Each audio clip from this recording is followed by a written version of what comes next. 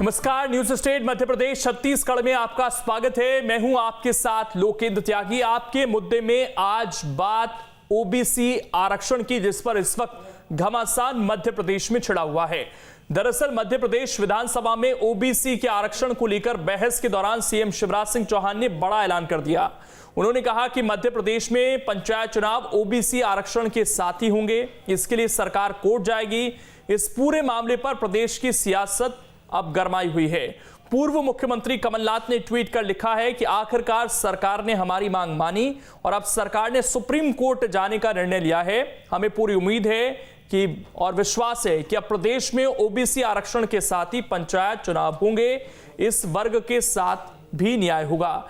ऐसे में सवाल यह है कि ये जो फिलहाल स्थिति बनी हुई है, इसके लिए जिम्मेदार कौन है? क्योंकि दोनों ही पार्टियां ये आरोप लगा रही हैं कि पंचायत चुनाव और ओबीसी का मामला जो इस वक्त अटका हुआ है, एक तरफ बीजेपी कहती है कांग्रेस की वजह से मामला अटका क्योंकि कांग्रेस के लोग कोर्ट में गए, तो दूसरी तरफ कांग्रेस बीजेपी पर आरोप लगा रही है कि इन्होंने जो सही प्रक्रिया है उसको नहीं अपनाया, जिसकी वजह से कोर्ट में यह मामला अटक गया। आज इसी पर करेंगे चर्चा। कुछ खास मेहमान भी हमारे साथ जुड़ेंगे, लेकिन उससे पहले आज की रिपोर्ट आप देखिए।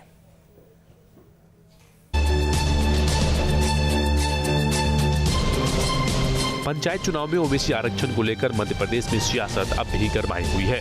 विधानसभा सत्र के दूसरे दिन ओबीसी आरक्षण पर सदन में खूब हंगामा हुआ। दोनों ही दलों के नेता एक दूसरे पर ओबीसी विरोधी होने का आरोप लगा रहे थे। वहीं इस बहस के दौरान सीएम शिवराज ने कहा कि पंचायत चुनाव ओबीसी आरक्षण के साथ हो, इसे लेकर वो कोर्ट जाएंगे, जिस पर कमलनाथ ने उनका धन्यवाद किया। मामला ओबीसी के कल्याण का हो, अनुसूचित जाति जनजाति के कल्याण का हो, यहां तक के सामान्य वर्ग के गरीबों को भी 10% आरक्षण अगर दिया तो भारतीय जनता पार्टी सरकार ने सामाजिक न्याय, सामाजिक समरसता के साथ, उसके एक नहीं अनेकों उदाहरण है। जहां तक ओबीसी का सवाल है, मैं पहले ही अपनी प्रतिबद्धता जाहिर करता हूं। हमने पिछड़े वर्गों के कल्याण में ना तो कोई कसर छोड़ी है और ना कोई कसर छोड़ी जाएगी। ओबीसी आरक्षण पर कोर्ट में याचिकाकर्ताओं का पक्ष रखने वाले सीनियर वकील और राज्यसभा सांसद विवेक तन्खा इस पूरे मामले पर घिरते दिख रहे हैं। एक बार फिर उन्होंने इस पर अपनी प्रतिक्रिया दी है। सर, किसका कटा है ये तो समय बताएगा। सर, हमारा कटा है कि उनका कटा है, ये तो जनता डिसाइड करेगी। या हम तो कोर्ट में तो हैं ही, हम जनता की अदालत में भी हैं और कोर्ट में हैं, और दोनों डिबेट साथ साथ चलेंगे। महाराष्ट्र केस में ओबीसी का पक्ष कौन रख रहा था? कपिल सिब्बल रख रहे थे। कृष्णमूर्ति में ओबीसी और एसटी का पक्ष कौन रख रहा था? तो हम यही सब लोग लड़ रहे थे। कुल मिलाकर ओबीसी सीटों पर चुनाव को लेकर असमंजस अब भी बरकरार है।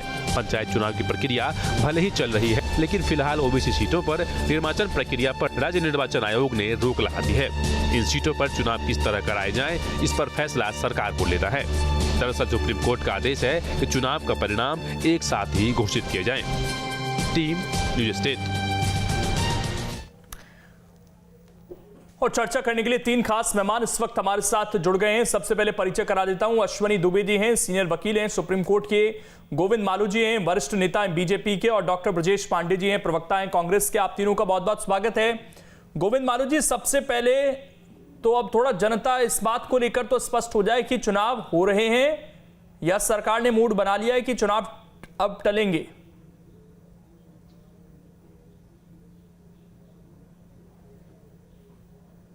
सरकार ने मूड नहीं बनाया। सरकार तो चुनाव चाहती थी, तभी तो ये इसका अनाउंस किया, अधिसूचना जारी की, पिछड़ों का आरक्षण उसमें रखा। अब कांग्रेस कोर्ट चली गई। कांग्रेस चाहती नहीं थी चुनाव कराना, हम चाहते हैं चुनाव कराना। अभी हो रहे हैं, चुनाव नहीं हो रहे, पहले भी चाहते थे। मालू जी, अभी हो रहे हैं, नहीं हो रहे? मेरे तो सीधा, और इसीलिए देखिए ये मैंने कहा ना कि चुनाव की प्रक्रिया चालू हो गई और पिछड़ों का आरक्षण का जो मामला, कांग्रेस जब कोर्ट में गई तब वो एकदम उभर कर निकल कर बाहर आई कोई चीज। कांग्रेस उससे बच नहीं सकती। क्योंकि चुनाव टालना कांग्रेस चाहती थी, हम नहीं चाहते। हमने 27% आरक्षण दिया है उसमें। और आरक्षण के मामले में कांग्रेस की जो डायलेमा में रही, कांग्रेस की दोहरी नीति रही और ये डबल स्टैंडर्ड जो खेल रहे थे, उसके कारण ना कोर्ट में गए, वो जिसको चैलेंज किया गया था कोर्ट में, उस मामले में कोर्ट में अपना पक्ष नहीं रखा, मध्य प्रदेश की आबादी पिछड़ों की गलत बताई। ये सब पुरानी जो प्रक्रिया चली आ रही है उसी का ये समापन हुआ इस रूप में कि कोर्ट को महाराष्ट्र का उदाहरण देना पड़ा और गवली केस के मामले में जो निर्णय लिया था उसके लिए कहा कि संविधान के सम्मत करें। मतलब अभी नहीं हो रहे हैं ना चुनाव, ये तो साफ है ना बहुत हद तक, और नोटिफिकेशन जारी हो सकता है निर्णय के बरक्स। और जी, हम पिछड़ों के आरक्षण के साथ चुनाव कराएंगे, मुख्यमंत्री जी ने कह दिया है। ठीक है। अब दूसरा सवाल ये सर कि कोर्ट तो सबूतों पर चलता है, जो फैक्ट्स हैं उन पर चलता है। ऐसा हो सकता है कि आप लोगों की तरफ से कोई कमी ना रही हो और कोर्ट में बिना कमी के चीजें रुक जाएं?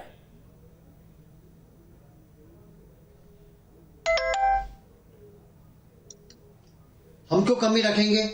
हम जब खुद आरक्षण दे रहे हैं, उनके लिए प्रावधान कर रहे हैं, और हम जब बाकी जिन मामलों में कोर्ट में गए उसके अलावा हमने बाकी नौकरियों में बाकी जगह आरक्षण दे दिए, तो हम क्यों पीछे रहेंगे? हमने फैक्ट रखे, कांग्रेस ने फैक्ट नहीं रखे। 51% आबादी पिछड़ों की मध्य प्रदेश में, वो 27% बताते रहे।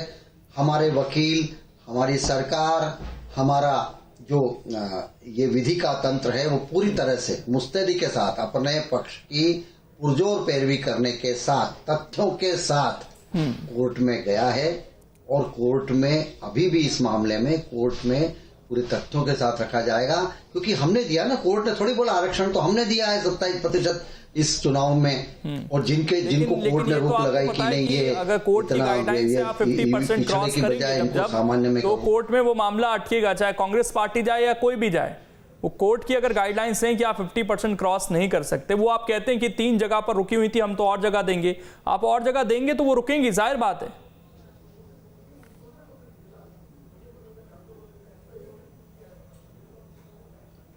न्यायालय में हम अपना पक्ष रखेंगे। आबादी के अनुसार पिछड़ों की कितनी, एससी की कितनी, एसटी की कितनी, हमने सामान्य निर्धन वर्ग आयोग को भी उसमें सुविधा दी है 10% आरक्षण की। ये हम सब कोर्ट के संज्ञान में लाएंगे, रखेंगे। और न्यायालय पर किसी का आधिपत्य नहीं चलता, न चलेगा। न्याय प्रक्रिया स्वतंत्र है, वो अपने विवेक नहीं, वो संविधान सम्मत और जो न्यायोचित होता है वो निर्णय लेंगे। इसलिए हम उनके निर्णय पर कोई टीका टिप्पणी नहीं करना चाहते। ठीक, मैं आता हूं, प्रक्रिया पर टीका टिप्पणी करना चाहते हैं भी नहीं सर, ना वो जो प्रोसेस अपना रहे हैं, तो हम अपनी बात रखेंगे। ठीक, ब्रजेश पांडे जी, सवाल ये, आप लोग ये दलील देते हैं, हम अपनी बात रखेंगे, ठीक है सर, हम मनवाएंगे कोर्ट को। ब्रजेश पांडे जी, आप लोग ये दलील देते हैं कि कांग्रेस पार्टी की तरफ से कोई भी ऑफिशियली केस लेकर नहीं गया, ना जबलपुर हाई कोर्ट में ना सुप्रीम कोर्ट में। वो इंडिविजुअल हैं, उनके पास शिकायतें आई और वो अपना काम कर रहे थे वकील होने के नाते। लेकिन मैं ये जानना चाहता हूं सर, एक तरफ कांग्रेस पार्टी कहती है कि हम 52% लोगों के पक्ष में हैं, ये वो लोग हैं जिनको आगे आना चाहिए। आज विधानसभा में बड़ी बड़ी बातें कमलेश्वर पटेल जी कर रहे थे कि आरक्षण है, रोटेशन है, उस वजह से यहाँ पर बहुत सारे लोग बैठे हुए हैं। तो बेचारे वो लोग हैं जिनको ये आरक्षण मिलना चाहिए, या बेचारे वो लोग हैं जिनकी अपील लेकर कुछ बड़े वकील पहुंच गए कोर्ट में और जिनका सीधा सीधा नाता आप लोगों से? त्यागी साहब, मैं अपने भारतीय जनता पार्टी के काबिल प्रवक्ता मित्र से कहना चाहूंगा कि तू इधर उधर की ना बात कर, ये बता कि काफिला क्यों रुका, मुझे रहजनों से गिला नहीं तेरी रहवरी का सवाल। अरे ये देश भारतीय जनता पार्टी के हिसाब से नहीं चलेगा। हमारे साथ इस डिबेट में बहुत अच्छी बात है कि अश्विनी दुबे साहब तरीके सुप्रीम कोर्ट के जो है सीनियर लॉयर बैठे हुए। ये देश चलेगा यहाँ के संविधान से। संविधान में जो कानून है, जो उसके निर्मित कानून, इसी तरह आपको करना पड़ेगा। भारत के संविधान के 73वें संशोधन में साफ तौर से इस बात का उल्लेख है, जो 25/4/1993 में वकील साहब और अच्छे से डिफाइन करेंगे कि 5 वर्ष बाद राज्य सरकार अगर किसी गांव की आबादी 1000 से ज्यादा हो जाती है, या राज्य सरकार जो है वो 5 वर्ष बाद जो है उसको लेकर के रोटेशन की प्रक्रिया को अपनाएगी, रोस्टर सिस्टम लागू करेगी। लेकिन मुझको बताइए 2021 का चुनाव किस आधार पर आप 2014 के मापदंड के तहत करने चाह रहे हैं, जब भारत का संविधान आपको अलाउ नहीं करता। माननीय तनखा साहब ने सुप्रीम कोर्ट में जो दलील दिया, वो दलील के तर्क यही थे। उन्होंने कहा कि आप कॉन्स्टिट्यूशन से बड़े अपने को मान रहे हैं, आप नया परिसीमन नहीं लागू करना चाह रहे। भाई पॉपुलेशन बढ़ रहा है, लोगों की जो है वहां की अलग अलग स्थितियां बदल गई हैं, उसका स्वरूप बदल रहा है, भौतिक अधोसंरचना बदल रही, तो आप कैसे नहीं मानेंगे, नया परिसीमन मानेंगे आप? सुप्रीम कोर्ट ने भी कहा, और सुप्रीम कोर्ट ने तो यहां तक कहा, अनुच्छेद 329 का उल्लेख किया सुप्रीम कोर्ट ने। सुप्रीम कोर्ट ने कहा कि हम 329 के तहत निर्वाचन प्रक्रिया जो चल रही है, वो निर्वाचन प्रक्रिया चलना चाहिए। अगर पिछड़े वर्ग की सीट, उसे सामान्य वर्ग में भी यहाँ कोर्ट दे सकता है, कोर्ट ने दिया। लेकिन महत्वपूर्ण बात है कि सरकार के वकील क्या कर रहे थे माननीय हाई कोर्ट और माननीय सुप्रीम कोर्ट के अंदर, ये लोग क्यों खड़े थे? अगर इनको वहां पर आपत्ति थी तो इनको आपत्ति दर्ज करानी चाहिए थी, निश्चित रूप से आपत्ति दर्ज करिए साहब कि साहब मैं जो है महाराष्ट्र सरकार के एआईआर की बात को हम मध्य प्रदेश के लिए नहीं मानेंगे, हम ओबीसी की बात को लेकर के प्रायोरिटी देंगे। अब आप मुझको एक बात बता दीजिए सर, एक बात बताइए, अगर ये सारी प्रक्रिया जो आज बड़ी बड़ी बातें हो रही थी विधानसभा के अंदर, ब्रजेश जी आप लोगों ने कहा कि हमने तो पूरी प्रक्रिया अपनाई, सरकारी प्रक्रिया थी, इस सरकार ने उसको निरस्त कर दिया। उस समय अगर आप लोग समय पर ये सारी चीजें कर लेते तो चुनाव तो कब का हो चुका होता, या आप लोगों ने लेट किया? ऐसी कौन सी खीर पकड़ी थी उस समय, कितना समय इसमें लगा? पहले दिन से मध्य प्रदेश के पूर्व मुख्यमंत्री, प्रदेश कांग्रेस के अध्यक्ष माननीय कमलनाथ जी कह रहे थे कि हम पिछड़े वर्ग को अपनी सरकार के आने पर 2018 में 27% आरक्षण दे चुके हैं। मध्य प्रदेश की शिवराज सिंह सरकार को इस बात को लेकर के बात आगे बढ़ानी चाहिए थी। मध्य प्रदेश के महाधिवक्ता को ये बात, चुनाव कब होने थे सर, मैं तो ये जानना चाह रहा हूं, और आपकी सरकार कब तक के पंचायत के चुनाव अभी होने चाहिए, लेकिन पहले कब होने थे? 2021 के लिए गाइडलाइन है। लोकेश साहब आप पूरी बात मेरी सुनेंगे तो आपको उत्तर मिलेगा। मेरा निवेदन ये है कि जो 2021 में रोटेशन सिस्टम से चुनाव होगा, क्योंकि भारत का संविधान कहता है। जी मैं ये पूछना चाह रहा था, ये चुनाव असल में कब होने थे जब आपकी सरकार थी? कहना चाह रहे हैं इसके टेन्योर कब समाप्त हुआ था जिला पंचायत का? सुनिए चुनाव कितने दिन में होना थे? हम आपसे ये कहना चाह रहे हैं कि आपने चुनाव की प्रक्रिया को मान्य कहाँ किया? नगर निगम के चुनाव और पंचायत के चुनाव को आपने खुद डिले किया, पहली बात। दूसरी बात, हाई कोर्ट में जो है आप सरकारी वकील आपके दलील क्या दे रहे हैं कि साहब हम इस चुनाव को मान्य करने को तैयार है। आपकी सरकार थी, आपने डिले किया। अरे आश्चर्य की बात है, सरकार मेरी सरकार आपकी है। महाधिवक्ता आपके बनेंगे कि मेरे बनेंगे? जब कांग्रेस की सरकार थे अजय गुप्ता जी लोग मध्य प्रदेश हाई कोर्ट आपकी सरकार थी, जबकि बात कर रहा हूं मैं। इसके पहले श्रीमान जी 2019 की बात कर रहा हूं मैं, 2019 की। भाई देखिए जो हमने कहा, जो निर्धारित गाइडलाइन थी 2019 के होने थे, आपने तो सरकार बनाया, लोकतंत्र का कत्ल करके सरकार बनाया। कोरोना की पीक आवर में आपको शर्म आनी चाहिए। लोकतंत्र कहते हैं आपने किया, आपने सरकार बनाया, उसके बाद आप लगातार टाल रहे हैं। आप जवाब नहीं देना चाहते। आप जो है चुनाव को टाल रहे थे। अगर हाई कोर्ट में और उसके बाद सुप्रीम कोर्ट में रिव्यू पिटीशन दायर हुई, कांग्रेस पार्टी ने दायर नहीं किया, तनखा साहब ने इस बात की दलील किया कि हमको रोटेशन के आधार पर, परसीमन के आधार पर इलेक्शन कराने हैं, तो ठीक है, अब हमारा पक्ष है, हम अपना पक्ष रखेंगे। सरकार को अधिवक्ता की ड्यूटी बनती है, नैतिक जिम्मेदारी बनती है कि सरकार अपनी बात करे ना कोर्ट के सामने। कांग्रेस ने क्या तर्क दिया, कांग्रेस की क्या दलील थी, कांग्रेस के क्या तथ्य थे, आप कांग्रेस में क्यों पढ़ रहे हैं? नहीं, कांग्रेस में नहीं पढ़ रहे हैं सर। सवाल ये था कि ये चुनाव बहुत पहले हो जाने चाहिए थे और उस समय आपकी सरकार थी, यानी आप लोगों ने भी हिला हवाली कुछ की होगी। नहीं, हमारे पास देखिए, हमारे पास सरकार कितने दिन रही आपने देखा है। 13 महीने की सरकार थी, 15 महीने में 13 महीने काम करने का अवसर मिला और 2 महीने चले गए चुनाव में। हमारी सरकार का इन्होंने 5 साल चलने कहा दिया। इन्होंने कोरोना के पीक आवर में लोकतंत्र का कत्ल करके गला घोट के सरकार बना लिया। अब 2 साल से सत्ता में है, आप लोग 2 साल से सत्ता में है लोग। क्या 2 साल से इनका जिम्मेदारी नहीं बनती थी कि 2020 में चुनाव कराइए? हमारी सरकार के बाद 2 साल से सत्ता में ही ये खुद डिले कर रहे हैं और ओबीसी आरक्षण को लागू करने की मंशा, इनकी नियत, इनके चाल चरित्र चेहरा तीनों कोर्ट का विषय है। कानून इसको भी ध्यान देगा। स्टे कब लगा सर? फैसला करेगा 27% ओबीसी आरक्षण कब कोर्ट में गया? क्या आपकी सरकार में नहीं गया? 27% आरक्षण की बात को लेकर कौन गया था कोर्ट में पहले? तो वही तो कांग्रेस आरोप, गई थी? वही तो आरोप अब है कमलनाथ सर। जी ने अब जैसे जो ही वकील कोर्ट में जा रहे हैं वो कांग्रेस पार्टी से 14% को बढ़ा के कमलनाथ जी ने जैसे ही 27% आरक्षण किया लोकेश जी, उसी दिन भारतीय जनता पार्टी के लोगों ने जो है हाई कोर्ट पहुंच गए थे। हमारे पास इस बात का चलिए सबूत मैं है। अश्विनी जी के पास जा रहा हूं। अश्विनी जी देखिए, मामला इतना पेचीदा हो गया है, ये इतनी सारी तो इसमें सुनवाई हो रही है कि इसको समझना कई लोगों के लिए तो बड़ा मुश्किल हो जाता है। मैं थोड़ा सा आपसे चाहूंगा अगर इसे सरल भाषा में आप समझा दें कि ये पेच आखिरकार कहां फंस रहा है, कौन सही है, कौन गलत है आपकी नजर में? थैंक यू लोकेंद्र भाई। लोकेंद्र भाई, सबसे पहले तो हम उस जजमेंट को डिस्कस करते हैं जो एक सेटल्ड जजमेंट है कॉन्स्टिट्यूशन बेंच की 9 न्यायाधीशों की, इंदिरा साहनी के केस की। इंदिरा साहनी के केस में सुप्रीम कोर्ट ने कहा कि उचित संतुलन बना रहे और जातियों के बीच में उचित संतुलन बना रहे, और यदि यह सीमा लांघ दी जाती है तो समाज समानता पर नहीं बल्कि जाति के शासन पर आधारित हो जाएगा और आरक्षण के लिए राजनीतिक दबाव का जो अनैच्छिक विषय बनकर रह जाएगा, और जो जातियां वहां पर मजबूती से आएंगी या जिनके पास लोग ज्यादा होंगे या जिनका रिप्रेजेंटेशन होगा वो अपने लिए आरक्षण की मांग करेंगे। और संविधान का जो लक्ष्य है एक जाति विहीन समाज है, कौशल विकास और मुफ्त शिक्षा जैसे जो उत्थान के अन्य साधन है उसको उन्होंने आगे बढ़ाने की बात की और कहा रिजर्वेशन को किसी भी स्थिति में 50% से ज्यादा नहीं होना चाहिए। सर्वोच्च न्यायालय का जो फैसला है कानून की तरह ही प्रभावी होता है, इसलिए जो 50% की सीमा है उसको कानून का दर्जा प्राप्त है। मतलब यह कोई ऐसा नहीं है कि कहीं से आपने पिक किया और कर दिया। और डॉक्टर अंबेडकर ने संविधान सभा में भी ये बात कही थी, उन्होंने भी कहा था कि अवसर की समानता सुनिश्चित करने के लिए आरक्षण सीमित होना चाहिए। अब जब सुप्रीम कोर्ट ने साफ तौर पर कॉन्स्टिट्यूशन बेंच ने इंदिरा साहनी के केस में 50% आरक्षण की सीमा निर्धारित कर दी, उसके बाद उसको आगे बढ़ाना या सुप्रीम कोर्ट के उस जजमेंट का एनकरोचमेंट हो गया। पॉइंट नंबर 1 जी।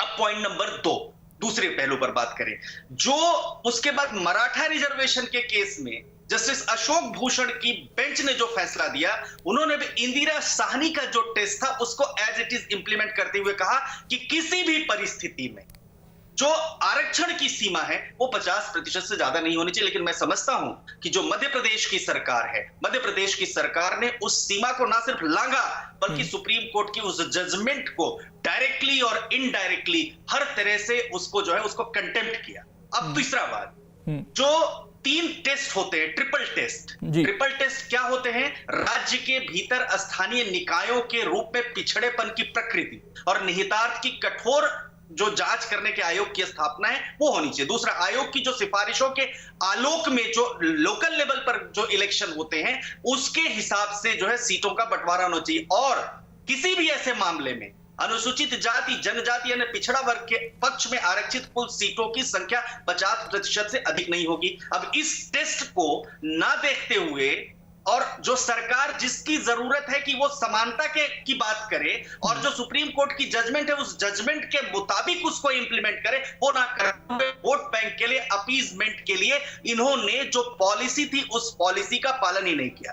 तो मैं समझता हूं कि जो राइट टू इक्वालिटी कॉन्स्टिट्यूशन में एक फंडामेंटल राइट है, वो राइट टू इक्वालिटी का एकदम से पूरी तरह से मैं एक चीज जानना चाहता हूं अश्विनी जी आपसे, कहीं कुछ ऐसा है क्या कि आबादी जिसकी जितनी है उसे उस हिसाब से आरक्षण दिया जाए?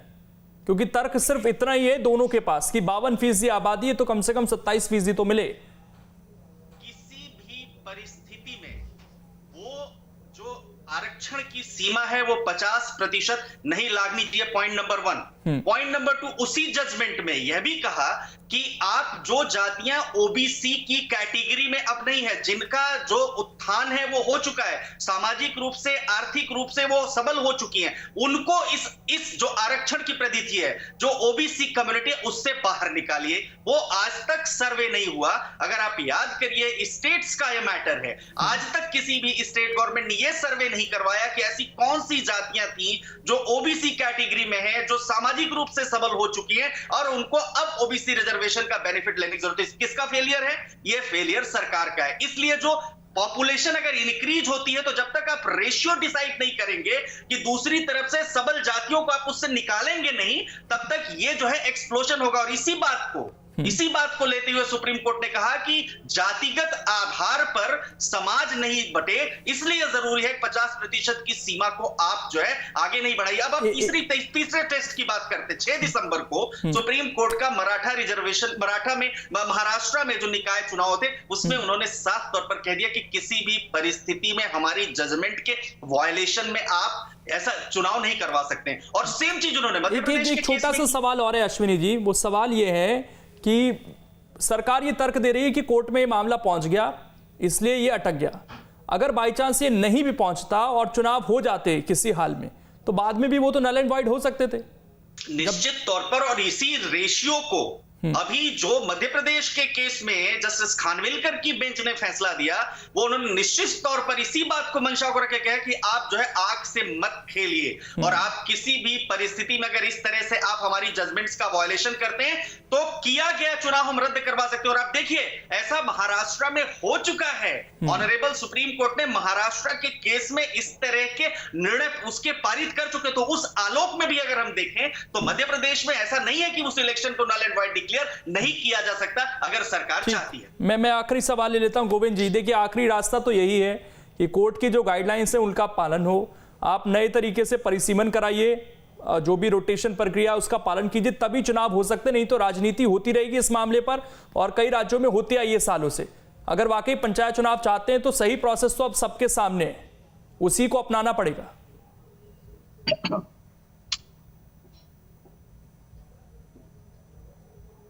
सरकार ने प्रोसेस सही अपनाई और अब जो सुप्रीम कोर्ट में जो फैसला होगा वो हमें मान्य होगा। लेकिन हम पिछड़े वर्ग की पुरजोर पैरवी, पिछड़े वर्ग के उत्थान के लिए, उनकी भागीदारी के लिए, उनको लाभ दिलाने के लिए हम तथ्यों के साथ, आंकड़ों के साथ और उनकी आर्थिक स्थिति के साथ। उसका मतलब ये है कि ये गलत बोल रहे हैं गोविंद मानव जी, गलत बोल रहे हैं यहाँ पर। हमें जनप्रतिनिधि अच्छी बात अश्विनी दुबे साहब ने बताया, समता का अधिकार, समानता का अधिकार जो संविधान ने दे रखा है, चुनाव उसी तरह कराना पड़ेगा। और इस डिबेट का हिस्सा बनने के लिए तो उम्मीद तो अभी फिलहाल संभावना यही लग रही है कि चुनाव शायद अब लंबे समय तक टल सकता है जब तक कोर्ट में फैसला नहीं हो जाता। छोटा सा ब्रेक, खबरें लगातार जारी है।